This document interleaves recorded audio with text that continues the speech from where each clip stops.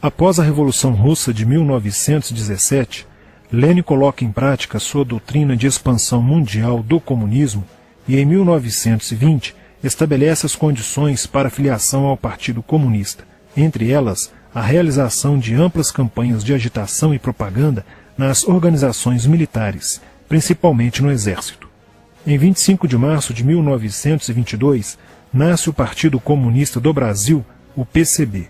O novo partido aceitava as ordens diretas de Moscou. Em 1927, partindo da teoria à prática, o PCB criou uma frente única operária e iniciou um trabalho de infiltração nos quartéis, influenciando Luiz Carlos Prestes, capitão do Exército, a aderir ao comunismo, fato que se deu em março de 1931. Em abril de 1935, Prestes foi incumbido pela direção da Internacional Comunista de promover um levante armado no Brasil. O movimento tinha por objetivo derrubar o presidente Getúlio Vargas e tomar o poder. Liderados pela Aliança Nacional Libertadora, militares inclinados ao comunismo iniciaram a rebelião no dia 23 de novembro de 1935, dentro dos quartéis em várias partes do país. Mas devido à falta de organização dos ataques e à ausência do apoio popular, o exército derrotou os comunistas e evitou o golpe de Estado.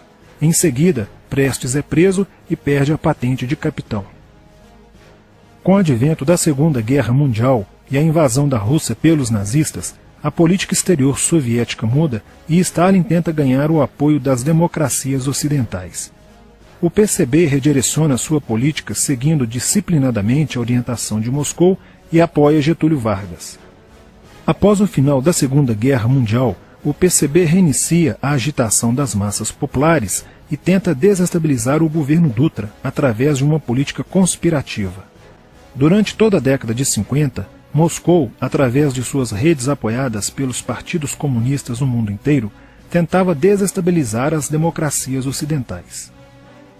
Como consequência, nessa época, em muitas universidades ocidentais, predominava uma visão social esquerdista, sendo que grande parte do terceiro mundo aclamava o modelo soviético como a estrada para a justiça social.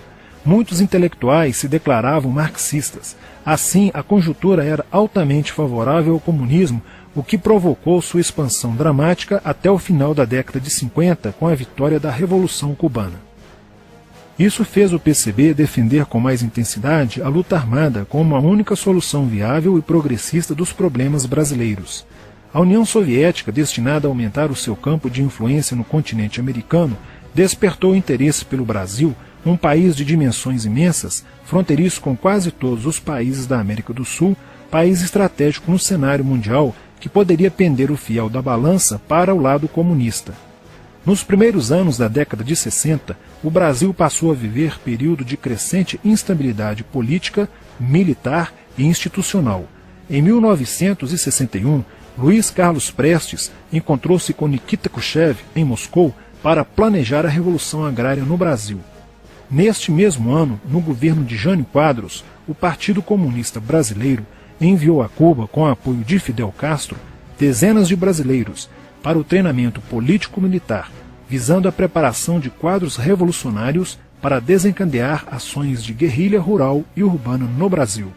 Os chineses também colaboraram para a tentativa de implantação do comunismo no Brasil, recebendo na Academia Militar de Pequim, em 1962, um primeiro contingente de brasileiros, visando a formação de quadros guerrilheiros para o movimento que viria a ser implantado na região do Araguaia. No nordeste do Brasil, Francisco Julião organizava as ligas camponesas, com militantes treinados em Cuba. O apoio cubano concretizou-se no fornecimento de armas e dinheiro, além da compra de fazendas em Goiás, Acre, Bahia e Pernambuco, para funcionar como campos de treinamento. No dia 4 de dezembro de 1962, o jornal O Estado de São Paulo noticiou a descoberta e o desbaratamento de um campo de treinamento de guerrilha no estado de Goiás, em uma das 3 fazendas pertencentes às ligas camponesas. Enquanto isso, Goulart governava o país de uma forma pendular. Ora pendia para o lado dos comunistas, ora para o lado dos conservadores. Em setembro de 1963, tudo indicava que o país caminhava para uma revolução de esquerda, principalmente com João Goulart apoiando a sindicalização de sargentos, promovendo a quebra da hierarquia e da disciplina nas Forças Armadas. Em 4 de outubro de 1963, Goulart solicita o estado de sítio ao Congresso Nacional, pelo prazo de 30 dias. A manobra foi repelida pelo Congresso e João Goulart passou a conduzir ações no sentido de implementar o projeto golpista que desaguaria em um regime totalitário de esquerda. Insuflado e orientado por seu cunhado Leonel Brizola, pregava a necessidade de reformas de base e a implantação de uma república sindicalista. Controlando o aparelho sindical, o governo promovia o grevismo, a anarquia e o caos. O país passou a viver dias de intranquilidade, estagnação econômica e inflação descontrolada. Em meio à crescente radicalização do ambiente político, Leonel Brizola era a liderança que unificou as esquerdas na frente de mobilização popular, criando o grupo dos 11 companheiros, para tomar o poder pela luta armada. Segundo Brizola, o Grupo dos 11 seria a vanguarda avançada do movimento revolucionário, a exemplo da Guarda Vermelha da Revolução Socialista de 1917 na União Soviética. Alheio às críticas que lhe endereçavam militares e oposição civil, João Goulart e o PCB mantinham entendimentos constantes. No dia 13 de março de 1964, um comício realizado na Praça Central do Brasil, no Rio de Janeiro, ficou conhecido como a Comissão das Reformas. Mais de 100 mil pessoas participaram, pedindo a legalização do PCB e a entrega de armas ao povo para a luta armada. No palanque estavam João Goulart, Miguel Arraes e Leonel Brizola. No dia 19 de março aconteceu a primeira Marcha da Família com Deus pela Liberdade, que reuniu 800 mil pessoas em oposição ao comício do dia 13, em demonstração do descontentamento de grande parte da população com os rumos que tomava a situação nacional, principalmente devido à impressionante demonstração de força, o tom radical dos discursos de Arraes e Brizola e a profusão de cartazes com a foice e o martelo. Em 20 de março, apoiados por Brizola e pela CGT, a Associação dos Marinheiros e Fuzileiros Navais do Brasil reuniu-se declarando um motim, dando origem a vários outros movimentos rebeldes no interior das Forças Armadas.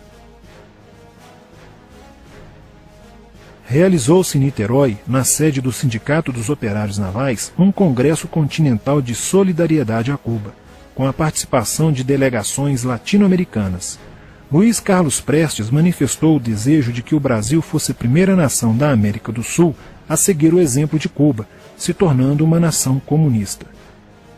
Na véspera de 30 de março de 1964, João Goulart, ignorando o pedido de assessores e do seu líder na Câmara, Tancredo Neves, compareceu à sede do Automóvel Clube para uma homenagem da Associação dos Sargentos da Polícia Militar. No seu discurso, Goulart defendeu a mudança na Constituição para que pudesse concorrer às eleições presidenciais de 1965, desagradando a Carlos Lacerda, Magalhães Pinto e Juscelino Kubitschek, pré-candidatos à presidência da República. O golpe da esquerda já estava preparado para 1º de maio de 1964, caso o Congresso Nacional não aprovasse as mudanças. A imprensa brasileira, bem como importantes setores da Igreja Católica, do meio empresarial e a maior parte do Congresso Nacional exigiam ações das Forças Armadas para conterem os comunistas no Brasil. Ao final de março, jornais como o Globo, Jornal do Brasil, Correio da Manhã e Diário de Notícias pregaram abertamente a deposição do presidente João Goulart. Nos bastidores dos acontecimentos, os serviços secretos dos Estados Unidos e da União Soviética trabalhavam intensamente, tentando cada um fazer a balança pender para o seu lado, não medindo esforços para levarem o Brasil a uma guerra civil.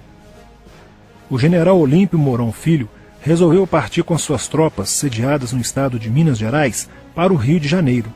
O general Castelo Branco, ao saber disso, telefonou para Magalhães Pinto, governador de Minas Gerais, com o intuito de segurar o levante. O governador mineiro argumentou que, uma vez iniciada a revolução, seria um erro parar, pois alertaria as forças fiéis a Goulart, podendo agravar a situação. A falta de reação do governo Goulart e dos grupos que lhe davam apoio foi notável. Não se conseguiu articular uma reação armada por parte da esquerda. Também fracassou uma greve geral proposta pelo Comando Geral dos Trabalhadores, em apoio ao governo. João Goulart, em busca de segurança, viajou no dia 1º de abril do Rio de Janeiro, onde se encontrava no momento da Revolução, para Brasília, e em seguida para Porto Alegre, onde Leonel Brizola tentava organizar a resistência. Mas João Goulart desistiu de um confronto militar com os revolucionários e seguiu para o exílio no Uruguai. No dia 2 de abril, o presidente da Câmara dos Deputados, Ranieri Mazzilli, assume provisoriamente a presidência da República e mais de 1 milhão de pessoas lotaram as ruas e praças do país para comemorar a vitória. No dia 11 de abril de 1964, o Congresso Nacional se reuniu para eleger o novo presidente da República. O general Castelo Branco, aclamado por grande parte da sociedade brasileira, apoiado pela imprensa e por importantes setores da Igreja Católica, além de contar com a aprovação de grandes líderes políticos, entre eles Juscelino Kubitschek, precisava de 238 votos para ser eleito em primeiro turno, e acabou recebendo 361 votos. No dia 15 de abril, Castelo Branco assume a presidência da República, consolida a vitória sobre o movimento comunista e renova as esperanças do povo brasileiro de ter um país com dias melhores. Porém, a esquerda derrotada colocaria em cena, nos anos posteriores, Carlos Marighella, ideológico comunista e defensor da luta armada, que submeteria o povo brasileiro às ações mais obscuras da guerrilha, o terrorismo.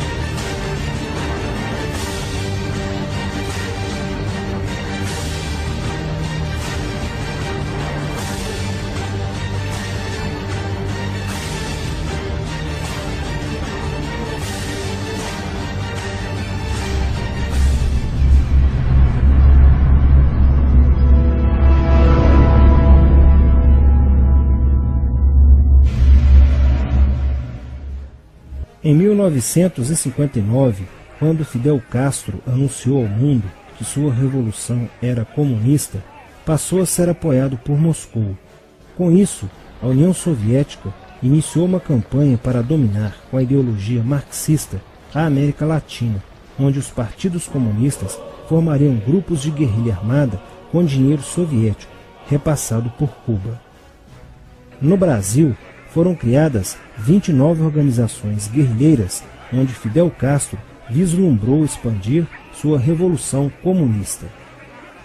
Em 1961, o presidente do Brasil, Jânio Quadros, condecorou o guerrilheiro cubano Che Guevara com a Ordem do Cruzeiro do Sul, sem imaginar que 4 meses antes o Partido Comunista Brasileiro acertara com Fidel Castro o envio de jovens brasileiros para o treinamento de guerrilha em Cuba, com a finalidade de preparar quadros revolucionários que desencadeariam a luta armada no Brasil. As ações armadas já existiam antes de 1964 no governo de João Goulart, através das Ligas Camponesas de Francisco Julião e do Grupo dos 11 de Leonel Brizola.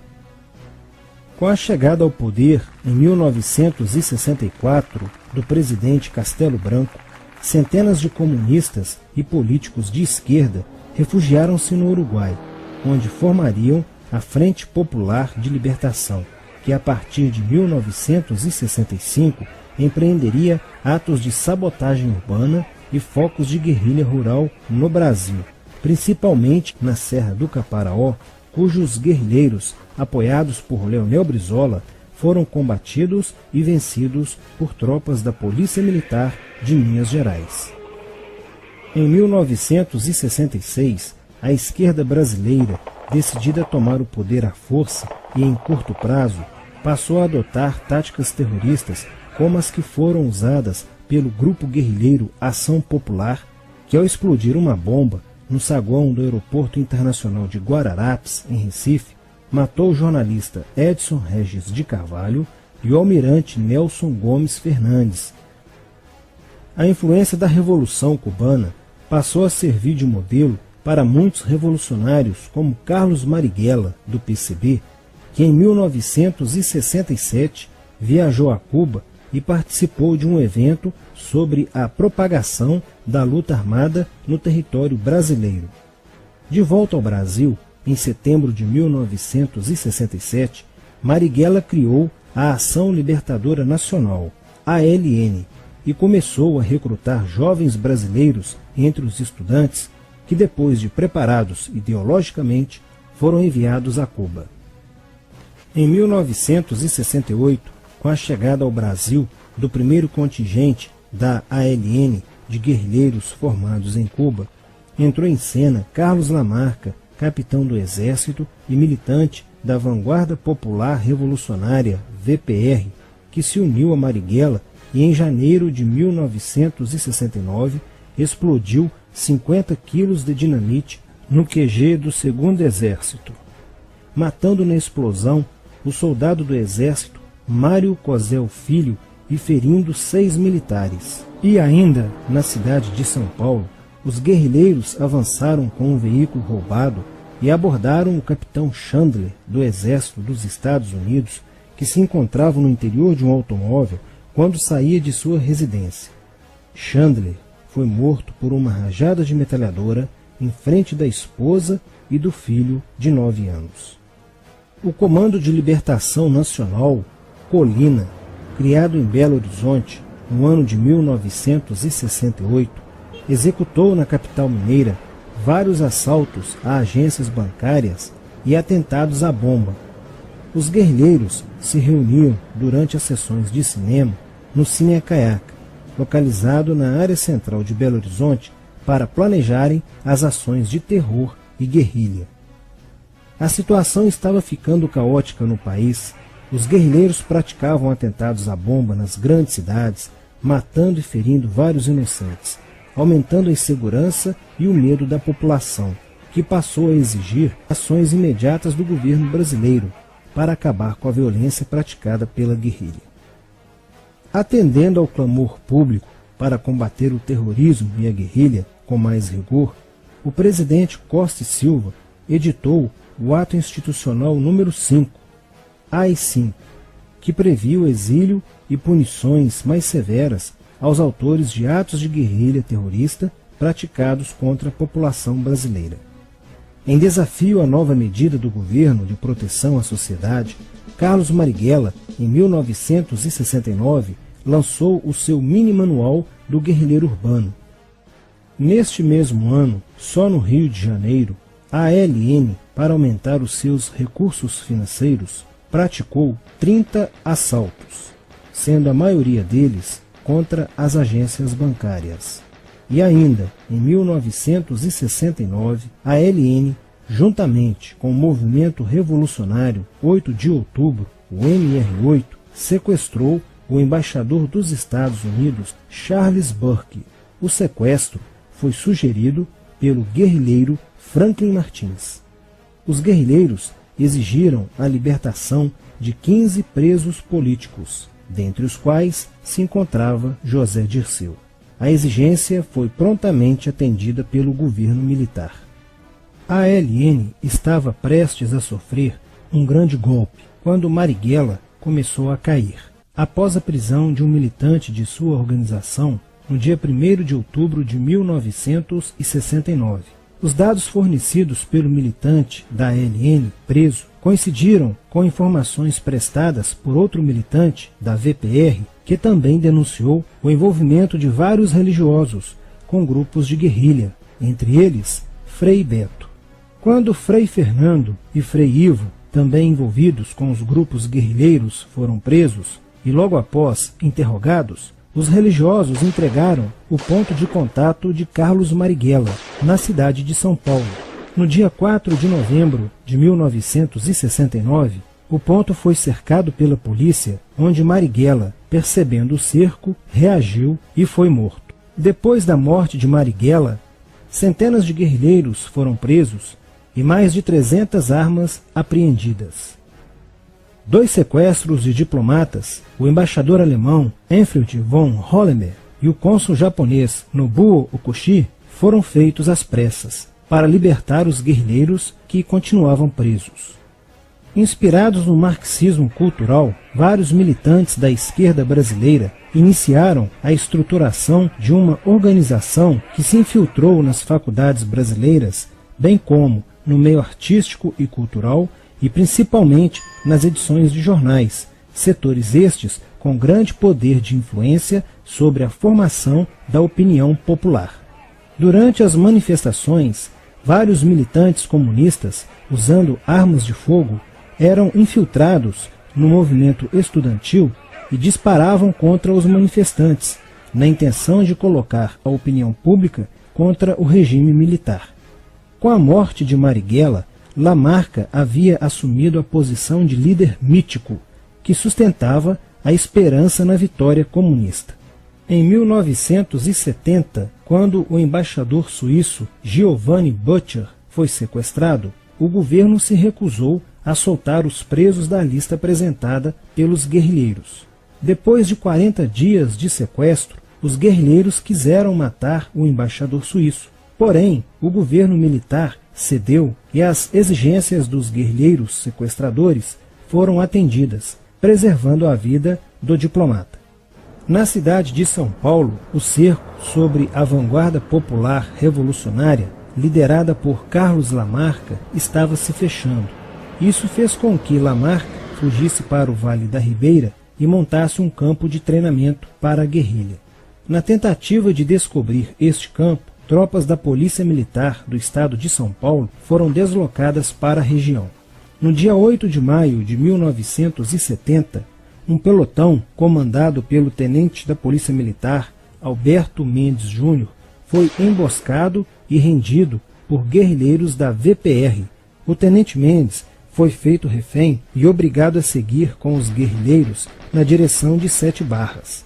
Depois de um dia e meio andando pela mata, Lamarca formou um tribunal revolucionário e decidiu matar o tenente Mendes, que teve o crânio esmagado por coronhadas de fuzil desferidas pelos guerrilheiros Diógenes e Fujimori. Apesar do cerco, Lamarca conseguiu escapar e em 1971 chegou ao sertão da Bahia. Depoimentos de guerrilheiros presos em Salvador levaram o exército ao esconderijo de Lamarca, que, estando armado de metralhadora, reagiu à prisão e foi morto. Após a morte de Lamarca, o número de militantes presos era bem maior que o número de guerrilheiros em ação no Brasil. Os guerrilheiros, percebendo que o cerco estava se fechando, passaram a sequestrar aviões comerciais e obrigar o piloto a desviar para outro país, onde pudessem se exilar. 4 desses aviões foram desviados para Cuba. Os guerrilheiros comunistas estavam perdendo a guerra. Os militantes que abandonavam as armas eram acusados de traição nos tribunais vermelhos e executados pelos próprios companheiros, em atos de justiçamento.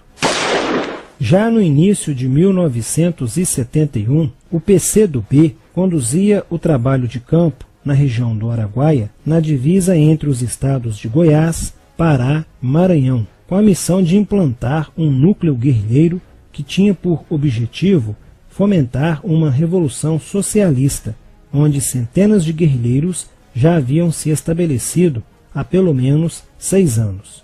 No início de abril de 1972, o presidente Médici enviou à região do Araguaia equipes especializadas em inteligência que, da busca do conhecimento sobre a atividade clandestina, logo efetuaram as primeiras prisões, entre elas a de José Genuíno, primeiro guerrilheiro preso no Araguaia. Logo após, o exército sofreu as suas primeiras baixas ao ter um grupamento emboscado por elementos liderados por Oswaldo Orlando da Costa, conhecido por Oswaldão. Isso fez com que o exército passasse a empregar tropas convencionais que cercaram toda a região do Araguaia. Com a derrota cada vez mais próxima e com o total abandono logístico do PCdoB, ao qual os guerrilheiros foram relegados, sem armas, comida e remédios, vários militantes da guerrilha, encurralados, quiseram se entregar, mas foram mortos pelos próprios companheiros em atos de justiçamento. Após a morte de Oswaldão e o desmantelamento do comando militar da guerrilha, o cerco do exército se fechou sobre os rebeldes e vários guerrilheiros foram presos. Assim terminava o sonho da esquerda brasileira de transformar o Brasil em uma ditadura comunista. Mas a esquerda brasileira não desistiria de conquistar o poder e retornaria mais tarde com uma tática mais eficiente que a luta armada: o marxismo cultural.